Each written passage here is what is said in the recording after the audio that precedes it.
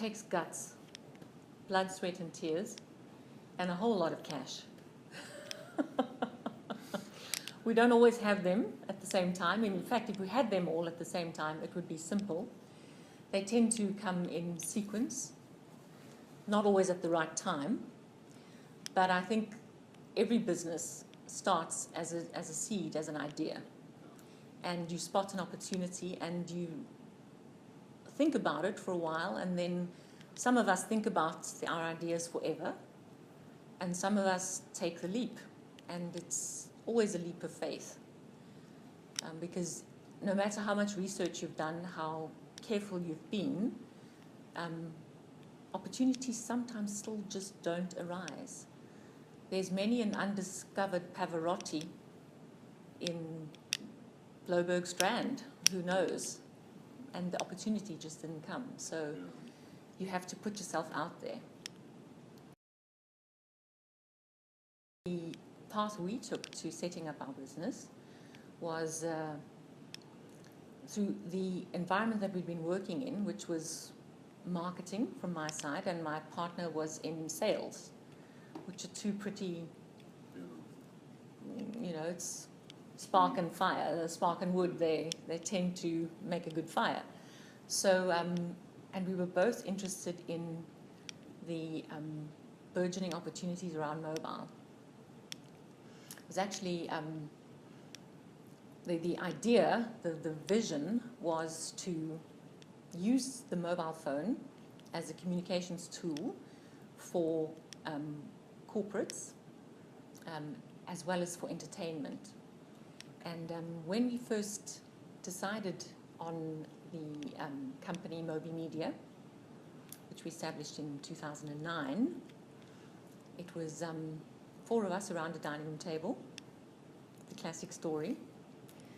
And writing on a napkin. Yes, that's not quite as bad, but really it was a home office for about a year, and then we took premises and branched out.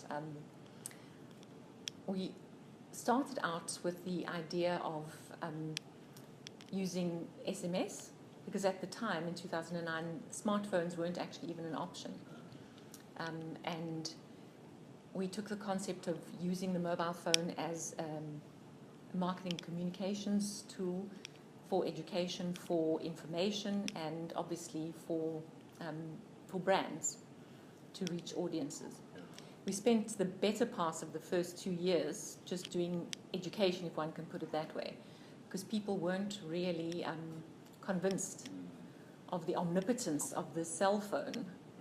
But I think particularly having come from that background, we realized that this was going to be the tool of the future. And anyway, to cut a long story short, we set up a lot of sales calls and landed some good meetings. And with the skill of a very good salesman, we were able to convince potential clients that they should give it a go. And fortunately, we also had access to resources who could assist us. There's a wealth of creative talent in South Africa, design, development, concept. And a lot of those people are also very entrepreneurially driven, and they like to row their own boats. So we were able to join forces with a few experts who helped us bring our concept to life in the form of various mobile sites with video content, with games, with fun engagement tactics, and also the ability to build a database and continue communication with those clients. So we managed to sell our concept to a few quite large brands, and the proof was in the pudding that it actually worked. From there, we were fortunate enough to meet with a company in Cape Town called Team Talk Media, who ran a number of websites around sport.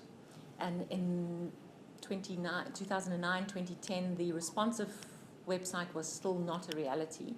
So you had to have a separate Moby site. So we were engaged to help them with their mobile strategy, help them build mobile sites, and launched these around the 2010 World Cup, which was obviously a lot of people.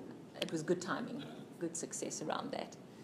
And we became more closely involved with the Team Talk crew, and by the year 2012, we had purchased a stake, and then we bought the company outright in 2012, and that brought us from a head office in Johannesburg with 10 people to overnight a head office in Cape Town with 64 people, literally overnight, because the Team Talk business ran 7 or 8 sports websites and engaged a number of journalists.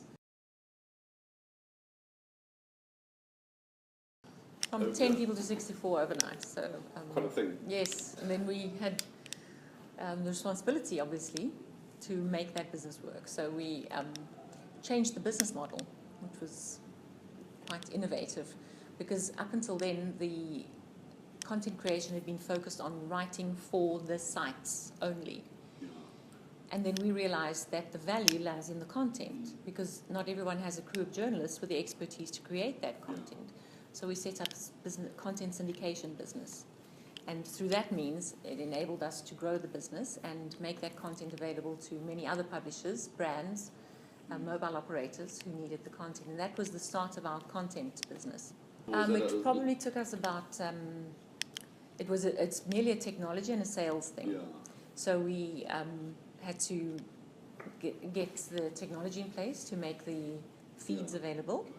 And then our sales team, 1 or 2 people, phoned a few people, and everyone thought it was a good idea, and it started working well. I think that's one of the things in the digital business. You always have to have your ear open for the next trick, so to speak, or the next big thing. Yeah. And they are coming with alarming rapidity. I mean, virtually annually, there's something else that's being introduced, and that you have to be on top of or in touch with if you want your business to continue on the crest of the wave. We also found that utilizing the football content and putting this into bite-sized SMS length stories, so to speak, we were able to monetize that content and make it available to a much broader audience by having SMS subscription services. So one could subscribe for a goal alert, for the team lineup, for the latest news, for your particular team or various teams. And this was the kind of content that particularly the South African football crazy audience was really ready for. So it was an innovative and interesting way to grow the business.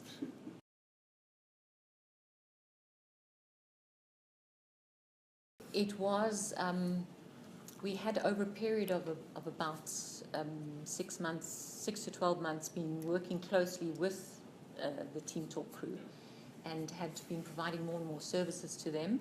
And the view for the acquisition was already in the discussion over a period of time. So we were able to speak to the team and change their way of thinking a little, and to prepare ourselves technically and as well as from a resource point of view to make it a smooth rollover. The previous management also stayed with us for, I think, a 6-month period, so that also helped the process. And we still are very good business partners with the previous team from Team Talk, who have now set up new business in the UK, and where we are also collaborating in a different way. Yeah. What's really important in businesses is relationships. Just yesterday I was speaking to my partner, and he started his working very closely with the mobile networks probably in 2009, towards the end of 2009.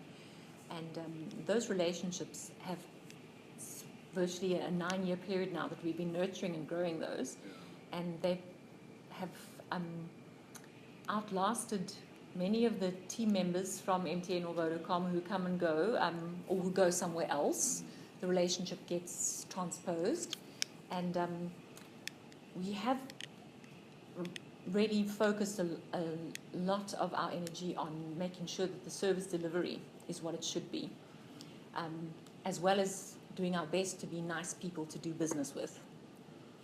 And I think that combination is what has held sway, because there are several competitors who are just as good, sometimes maybe even technically better in some instances, or faster. But I think the relationship part is very important. So content syndication was big until Google changed its algorithms and started recognizing that content was being repeated and content wasn't being ranked at the same level as it was previously. And the almost first man on the block was the one who got the highest ranking. So there had to be a different approach, because content was now a vehicle rather than a means of generating income. It was a vehicle to attracting an audience. And it's through the audience that you then have to try and generate revenue. Because basically, those are the two ways that a publisher can earn revenue. Either through selling his content and getting someone to agree to pay for the privilege of consuming it, or to get advertisers to pay for the privilege of addressing that audience in some way or another. So it became pretty clear that advertising was the only way that one would be able to sustain the online publishing model. We expanded in that arena and set up a company called AdSuite, which ran a real-time bidding platform, which was for the monetization and placement of online advertising. The company grew and became a Google certified publisher partner, and now has a very good relationship with Google and provides other publishers and publications with the means of monetizing their content through advertising revenue. And that's become an integral part of the business. Then once you are addressing the audience, you need to be able to pinpoint which part of the audience you want to speak to. So all of the data that you've been able to acquire about the audience on all of the sites becomes very relevant. And we've noticed that the media buying pattern has changed. No longer does an advertiser say, I wish to advertise on publication XYZ, because they don't. Their objective isn't to advertise on a specific publication. Their objective is to reach a specific audience. Yeah. And so by having all of the publications together and having the means to identify audiences across the board, we're able to provide a much more targeted and better service to both the publisher and the advertiser. So the publisher is assured of getting eyeballs to his site, getting advertising on his site. And for the advertiser, it's not just a spray and pray approach, it's actually a more targeted approach.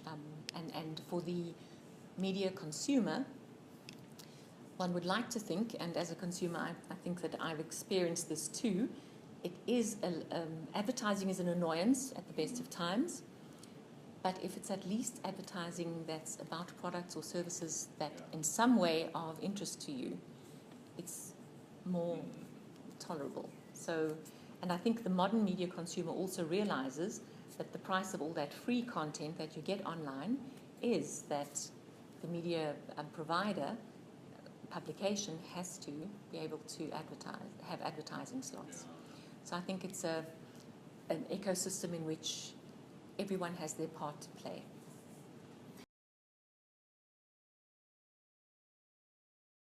Yes, I mean, there's the old phrase, which I'm sure you've heard, that the print publications have swapped their print rands for digital cents. So,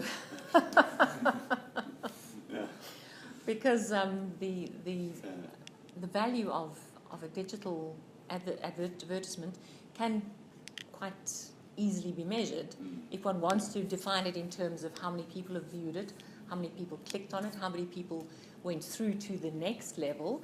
And some publications offer a service in which you only actually pay for the advertisement once the individual has gone through to your own website and purchased a product. So, and that's almost like it's called a cost per acquisition model. So there are many different ways in which the advertising is made available to advertisers to serve different purposes. Because frequently for a well-known brand like KFC or Coca-Cola or, any of the Unilever products, brand awareness is very important. So they wouldn't necessarily require the reader to click through or engage with the advertisement as long as there's a constant subliminal viewing of that ad. So they would merely pay for that viewing slot.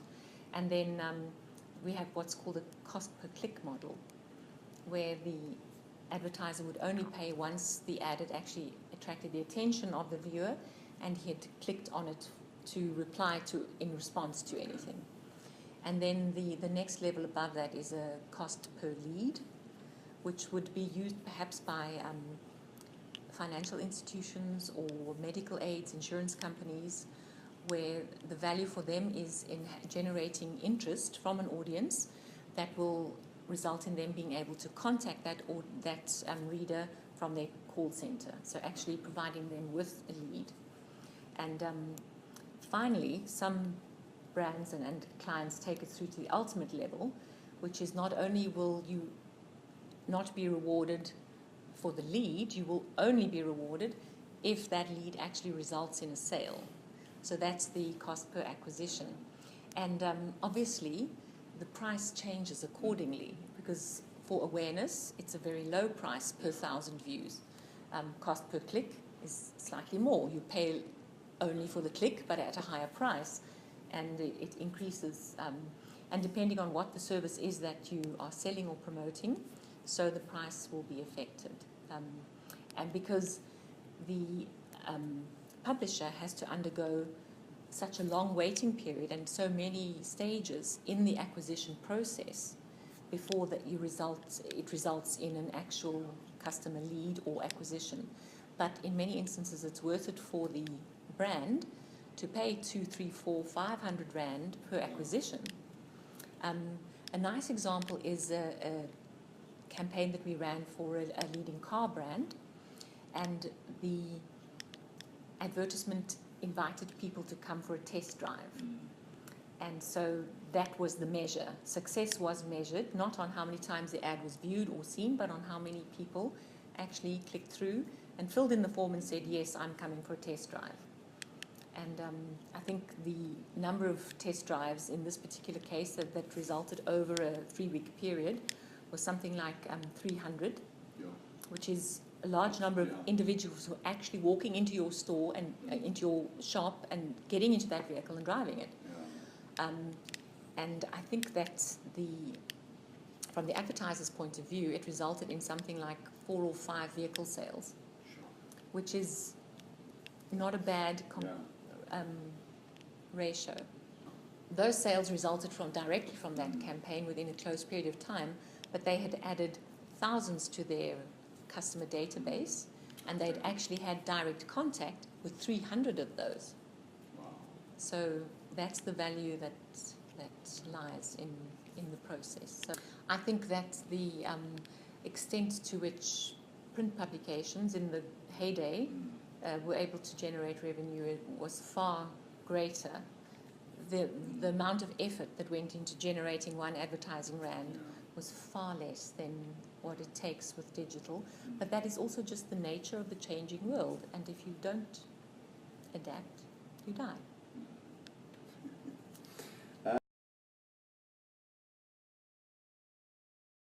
2016 was a really tough year for us. We expanded quite rapidly, as my tale may have told over the last few minutes. And we invested in a new division, photographic archive library business. So there were some investments that weren't that successful, and the rapid expansion also meant that our headcount increased. And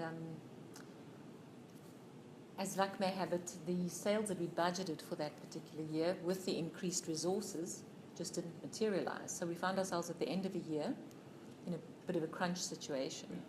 So we had to think rapidly and take relatively quick action. It resulted in us taking a step back, taking a good look, hard look at what we were doing, rationalizing from a cost and resource point of view, trimming back to actual reviewing performance and performance that is delivering, and also reviewing some clients, because sometimes a client can actually cost you. And so we did that exercise as well. There were a few clients that we decided were just not worth we loved them, but the revenue wasn't there, and we had to make some hard decisions. Coupled with that rationalization, we also increased our sales efforts. And as you all know, sales don't necessarily happen overnight. It's a process. And a sales conversation that starts in January could only materialize in a sale the following June. And the hard work that we've been putting in with the mobile networks over an extended period of time started to bear fruit. So we were lucky, and it really does have to do hard work and a dash of luck in that the trimmed resources helped us to operate with more agility and efficiency. And the big deals that we'd been working on for a long time happened to land. So it was a fortuitous circumstances. And we were able, in the year of 2017, to turn the ship around, and we are, in 2018, have a new, fresh and invigorated approach. We also took the opportunity to trim some of the divisions of our business and make sure that they were working more closely together rather than as separate entities. So our mobile marketing, our mobile development division, as well as the mobile content and the online content and the advertising teams are working more closely together now. The division of our company was in 2014, when we had these 3 or 4 entities all providing different services to brands. It became very clear to me that what we needed was one company that pulled it all together. And so we established the digital agency called Honeycomb, which provides website building, design, UX, content, theme, ad strategy, content strategy, social media, essentially anything that you need to communicate across a digital channel of your choice, you name it, we incorporate those in our strategy for our clients.